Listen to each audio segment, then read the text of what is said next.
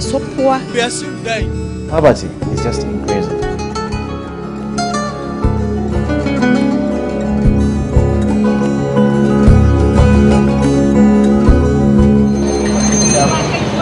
The losses sustained by sub-Saharan African countries as a result of 2 decades of trade liberalization under World Bank and IMF economic programs far exceed the $40 billion worth of debt relief offered by the G8 countries.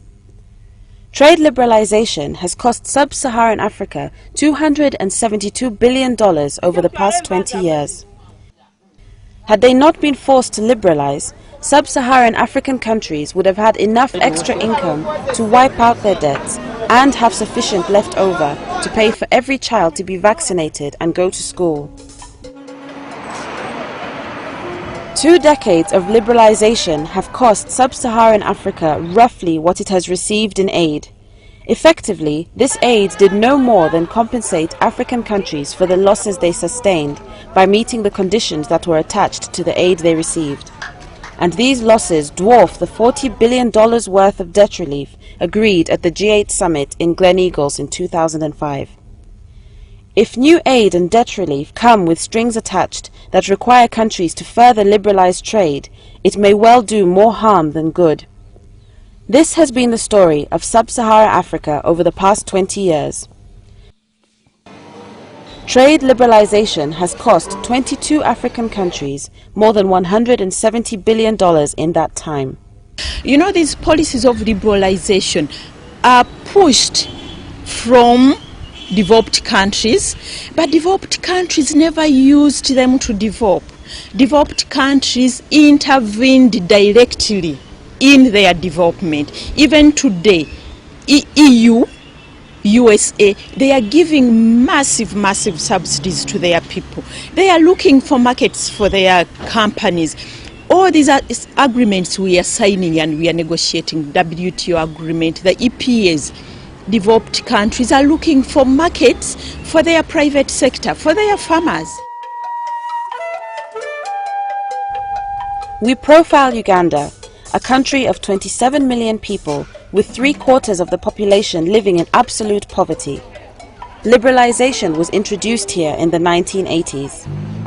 Imports rose faster than exports following trade liberalization, and this resulted in a loss of income for some of the poorest communities in Uganda.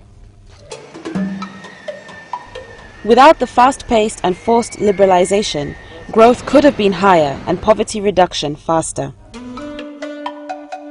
When trade was liberalized, imports climbed steeply as new products flooded in. Local producers were priced out of their markets by the new, cheaper, better marketed goods. We have seen one major change we have seen with the liberalization is the taste change, where not only the expatriate the community, but the local people preferring imported products, both the foods, personal care products, mention them, such that we are even importing even things like mangoes. Now, it is upon the local producers to be more aggressive and to show reason why their products are more preferable or should be preferred as compared to imported stuff. When you look at our farmers, you compare our farmers to the European farmers. The European farmers are subsidized, the infrastructure is very well organized, they have industries. Look at our farmers. Look at our farmers in Luwero. Look at our farmers in Mukono, the vanilla farmers. What do you expect if we open up our markets? We are going to become one huge supermarket. We are just going to become consumers. Our economy is going to die. Our agriculture is going to die. Demand for the kind of things Uganda exports, such as raw materials, doesn't change much, so there isn't a lot of scope for increasing exports. In the long run, production is what keeps a country going. And if trade liberalization means reduced production, in the end it will mean lower incomes. Any short-term gains to consumers will be wiped out in the long term as their incomes fall and unemployment rises. Liberation has happened in our countries at a very fast pace, which did not even happen in those countries that are asking us to liberalize now. If I may just give you an example, developed countries took quite a number of years for them to open up the markets. But right now we are required as developing countries to basically open our markets. The government is supposed to pull out from everything and leave the private sector. This is not working, because if you look at our countries, for example Uganda, it is basically an agricultural country, which means that what are you liberalizing?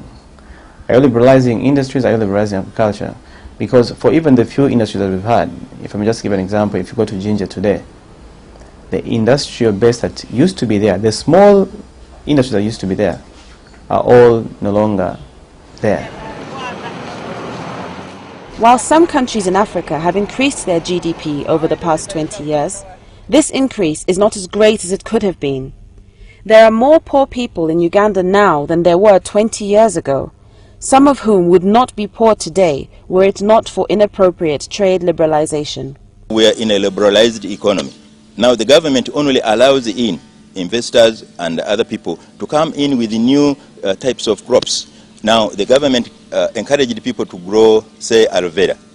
The government also encouraged people to grow the moringa tree. It is in this way that the government always comes in. When the vanilla lost popularity, let me say, the government came in to tell them to grow other income-generating crops, other high-price crops. Poor farmers suffered most when trade was liberalized. The fall in domestic demand, which results from increased imports, hit them particularly hard. Poor farmers have little access to capital or technology to increase their productivity or improve the quality of what they sell in response to more competition. They compete in an extremely unequal market where imports from developed countries are often heavily subsidized. Because we've liberalized, not according to our own needs, but according to policies set from without, policies set from outside. And that is the biggest problem. Whenever you liberalize something, not according to your needs, but just because it's a prescription being given to you by the World Bank or IMF, that is the problem. Because this should be more like a demand-driven process. If, like I told you, 80% of our population is basically in the rural areas, which means in agriculture. Meet Cheune Francis, a vanilla farmer in Mukono. For so many years he was planting coffee as a crop he inherited from his father. But in 2000 he was lured into vanilla farming by cash crop middlemen. He was advised to cut down the coffee and plant vanilla. Kyantulugunya kubanga nali nsubira okubanga vanilla ekyakimunnimizza nga manyi nsobola okutumbuka okugenda mu maaso, naye kyankosa kubanga vanilla yakka n'atuuka ku nusu 5 nenzigwamu amaanyi kati awo nensalawo okuyiiya ku magezi amalala. Without proper information and advice from the government, Cheune cut down all the coffee trees and planted vanilla, hoping to make huge profits. Cheune made good money the first 7 months of sales, but that wasn't going to last long. Vanilla prices around the world plummeted to an all-time low, and also rip-offs by the middlemen aggravated matters.